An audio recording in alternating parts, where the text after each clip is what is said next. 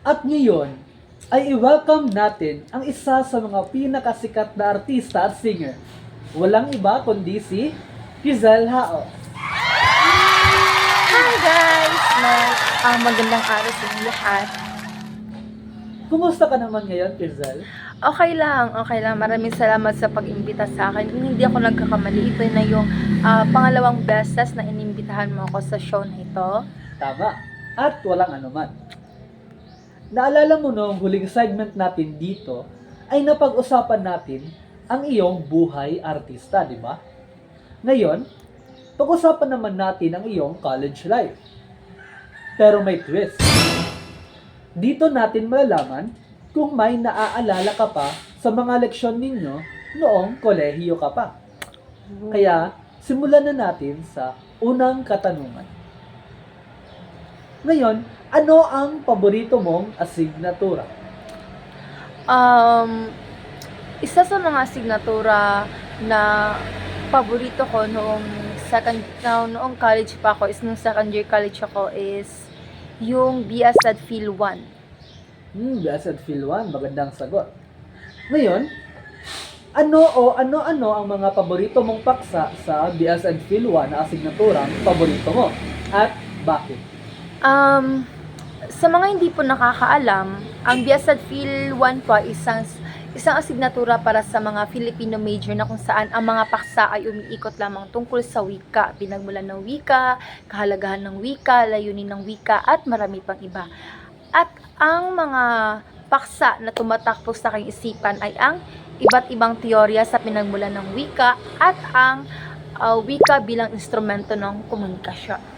So, bakit tumatak ang dalawang ito sa akin bilang kasi guys, noong bata pa kasi ako guys, hindi po talaga ako interesado sa mga wika, kung ano ang layunin at kung ano ang layunin, pinagmulan ng wika. Ang mahalaga lang po ay may wika ako na ginagamit sa pakikipag-interact at pakikipagkomunikasyon sa mga kalaro ko, sa mga pamilya ko. Pero nung tumungtong po ako ng kolehiyo, dun po ako humanga kung saan po nagmula ang wika. At dun ko po napagtanto at nalaman na marami po palang mga teorya tungkol sa pinagmulan ng wika. Halimbawa na rin po dun ay ang teorya ng Tata, teorya ng Torre ng Babel, teorya ng Popo, at marami pa pong iba. Salamat. Marami talaga ang mga teorya ng wika, di ba?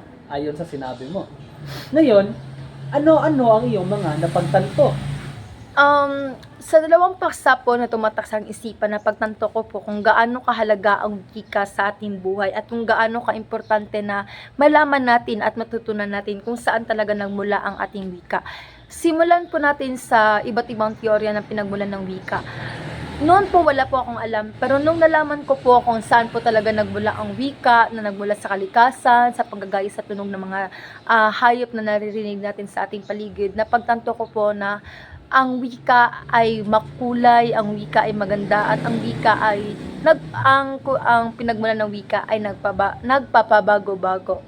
At sa wika naman bilang instrumento ng komunikasyon ay natutunan ko kung gaano kaimportante ang wika bilang tulay ng komunikasyon ng mga tao, kasi ang wika ang siyang nagbubuklod ng mga tao sa isang bansa o sa isang lipunan, at hindi po magkakaroon ng pagkakaintindihan kung wala ang wika, at hindi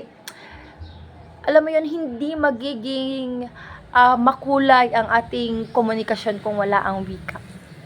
Tama, napaka-importante talaga ng wika. At ang panghuling katanungan para sa segment na ito ay, kung may masasabi ka sa iyong guro, ano iyon? Kung magsasabi ako sa aming guro, ang masasabi ko lang kay Binibining Mel, siya yung guro namin sa asignatura na ito, ay maraming salamat sa lahat ng sakripisyo at sa lahat ng sakripisyo, leksyon, at maraming salamat sa pagbibigay ng mga pagkakataon sa amin. Alam po namin na minsan naaabuso na po namin kayo sa paghingi po ng consideration pag may pinapasa po kami o may inassign ka po sa amin na task. At maraming salamat po, at sorry kung minsan naabuso namin yung kabaitan ninyo. Pero sana po alam ninyo kung gaano namin kayo kamahal, kami na majors, at nagpapasalamat po ako sa inyo. Nagpapasalamat po kami at pinapangako po namin sa inyo na lahat ng leksyon na itinuro at mga leksyon na natutunan namin sa inyo ay isa sa buhay at gagamitin namin para maging guro kami kagaya ninyo sa hinaharap. Maraming salamat sa iyong pagpunta dito sa show na ito. Muli, Crizal Hao. Bye-bye! Maraming salamat sa panonood.